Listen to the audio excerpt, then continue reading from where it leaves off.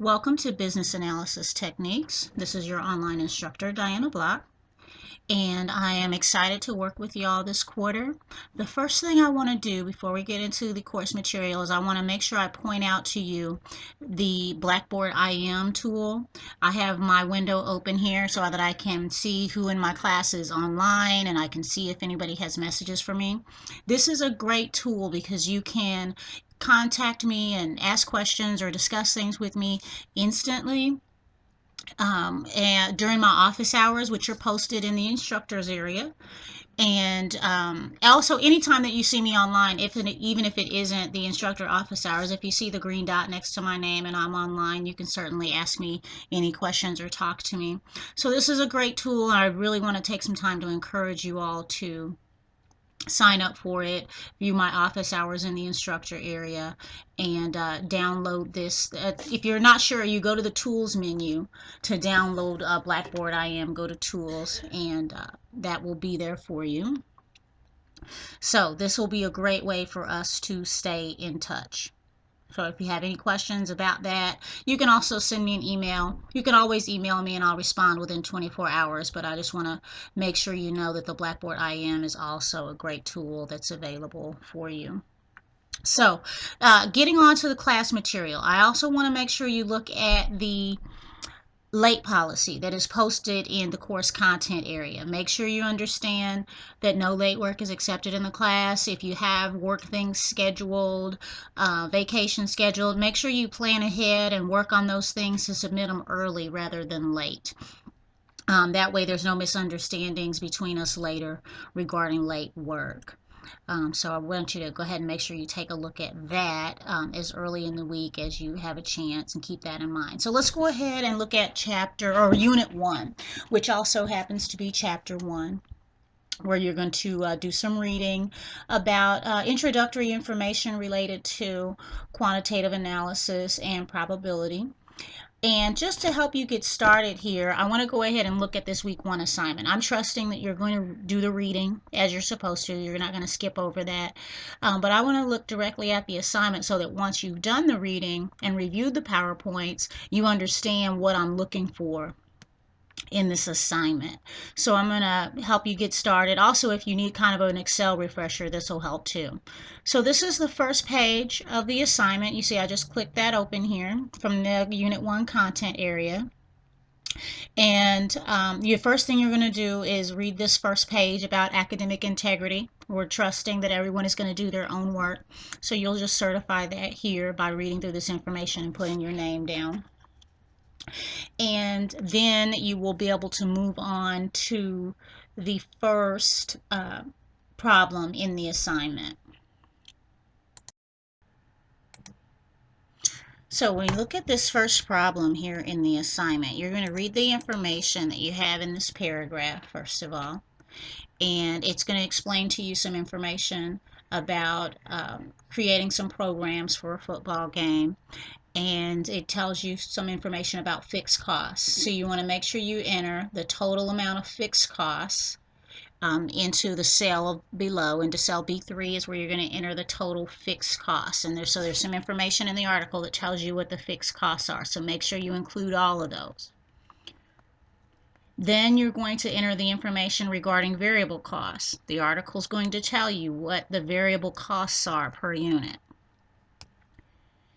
Then you're going to fill in the selling price. Again, the paragraph is going to tell you what the selling price is, and then your task in this problem is to write a formula into Excel that is going to calculate what the break-even point is based on the information that was given above. Okay, so you're going to write in the actual formula in Excel speak.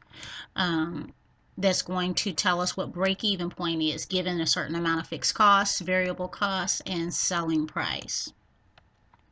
And so I'm going to tell you in words what the formula is. In order to calculate break-even, you're going to take your fixed costs and you're going to divide your fixed costs by the difference between the selling price and the variable cost.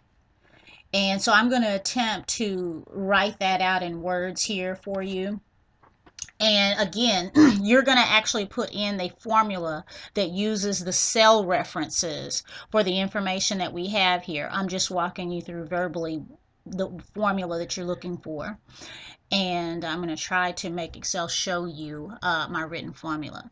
So you know, to start off a formula in Excel, it has the equal sign. So you're going to have an equal sign and then the cell reference that points to fixed costs.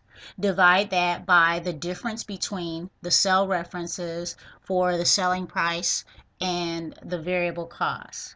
And if you write the formula incorrectly and you have all your given information incorrectly, then Excel will be able to tell you what the break-even point in number of units is for this particular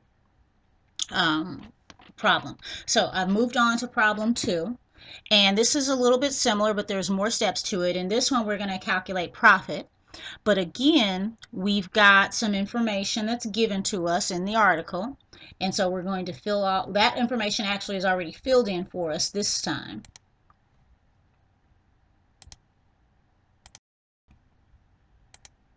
So the formula that you're going to write this time is for profit. You need to calculate what is the profit.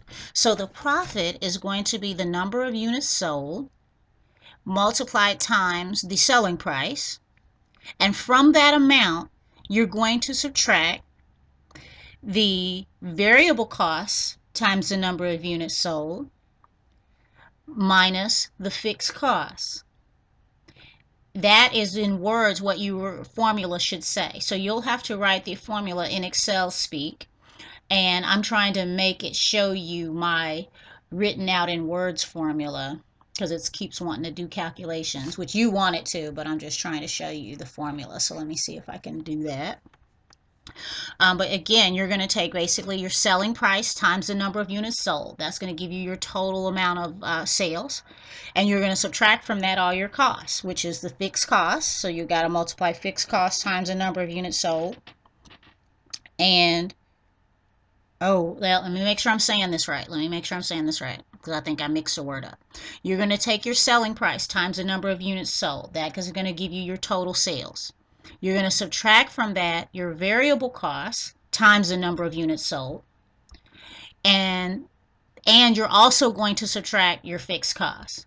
So your variable cost is per unit, so you have to multiply that times the number of units sold. And then you also have to subtract in total your fixed costs. So it's going to be the number of units sold times the selling price minus the variable cost times the number of units sold and minus the fixed cost. And that's the formula you're going to put in both part A and C. That's the same formula. What you're going to do differently in C is that once you've got that formula in there, you're going to use goal seek because you want to set the profit to be a certain amount. So in part A, we're just going to calculate what is the profit based on the information we're given. In part C, we're going to calculate a specific profit, and we're going to use goal seek to do that. So to go to goal seek, you're going to go to the data tab like I have here. And then you go to what if analysis and then select goal seek. So in the goal seek box here, it's going to ask you what cell you're trying to set, and you're trying to set the profit to a specific amount, and that amount that you're wanting to set the profit to is 10,000. And then by changing what? By changing the number of units sold. That's how you want to set the profit to 10,000. So what GoalSeek is going to do, it's going to evaluate how many items need to be sold in order for profit to be the specific amount we want it to be. Once you've got that filled in, you have that formula you already have in the green box. You will click OK here, and then GoalSeek will figure out how much you need to sell in order to have your set profit of 10,000. So again, you're going to go over this in the book as well. I just want to show you what it looks like. And so I'm not going to click OK because that'll do calculations and I don't have a formula in there. But I want you to see what that actually looks like. So the next problem, we're going to use a regression tool, and that's going to be under your data tab. And then if you installed the data analysis toolpack and solver correctly, you're going to have a developer box under the data tab. And that's where you're going to find the tools that we'll use for this problem. And we're going to explain later in later units what this tool means and what it's doing for us. But right now, this problem is just to ensure that you have it installed properly. And so we're going to click on this data analysis, and then we're going to go to regression, just like you saw me do here. And under the Y fields, we're going to enter the Y values. And then for the X, we're going to enter the X values. And you're just going to follow these instructions in the blue. It just tells you step by step what to do. And then you'll click OK. So I just want you to see what that's going to look like. It's going to provide a new sheet into your Excel workbook if you did this successfully. And so again, you just go to the data analysis and regression tool. So the fourth problem, I'm running out of time, so I'm moving along. The fourth problem, we're going to make sure you have solver installed. And again, in a later unit, we're going to talk about what solver is and what it's doing for you. But right now, we just want to make sure you know how to find it. And again, you're going to go to that data tab and over to your developer box, and you've got solver. So again, you're just going to follow exactly the instructions in the blue box. So it says to set, and you're going to set this profit box. So you'll enter that box there, and you're going to do the max radio button. These are just the instructions from the blue. And by changing cells, and the blue box is going to tell you which cells to enter in there. And so all the other information is given to you.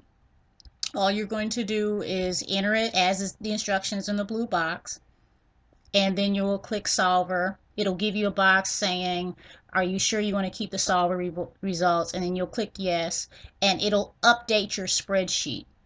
And then you're done with this problem. So you can come back to this video after you've done the reading so that you can see what all of the problems are supposed to look like and refresh yourself on what you're supposed to do with each of them. And but if you have any questions as you go along, feel free to contact me. You can contact me by email or Blackboard IM during my office hours. Or again, if you just review this video this week, the instructions are all pretty straightforward. So if you review this video, it'll give you all the step-by-step instructions of what you should do for this week's problems. And then next week, we'll start talking about more of these tools and how to interpret our data and results, and how these tools can help us in solving everyday business problems. So I look forward to talking to you guys in discussion. Don't forget to complete the discussion as well as this assignment. And if you have any questions, I will look forward to talking with you later on. Have a great week 1.